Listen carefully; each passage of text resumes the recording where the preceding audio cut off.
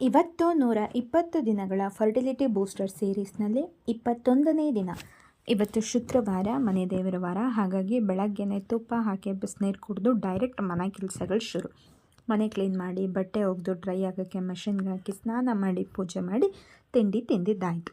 ತಿಂಡಿಗೆ ಚಪಾತಿ, ನಿನ್ನೆ ರಾತ್ರಿ ಮಾಡಿದ ಚಿಕನ್ ಕರಿ, ಟೊಮ್ಯಾಟೊ ಗೊಜ್ಜು, ಸೌತೆಕಾಯಿ ಮತ್ತು ಗಿಣ್ಣು. 2-3 ದಿವಸದಿಂದ ಕಂಟಿನ್ಯೂಸ್ ಆಗಿ ಗಿಣ್ಣು ತಿಂತಾಯಿದ್ದೀನಿ. ಸ್ವೀಟ್ ಅವಾಯ್ಡ್ ಮಾಡಬೇಕು ಅಂತ ಚಾರ್ಟಲ್ಲಿ ಇದ್ರೂ ಹೋಮ್ ಮೇಡ್ ಅಲ್ವಾ, ಜೊತೆಗೆ ಅಪರೂಪಕ್ಕೆ ಸಿಗೋದು ಅಂತ ಆ ಚಾಲೆಂಜನ್ನು ಬ್ರೇಕ್ ಮಾಡ್ತಾ ದಿನ 2 ಸ್ಪೂನ್ ತಿಂತಿದ್ದೀನಿ.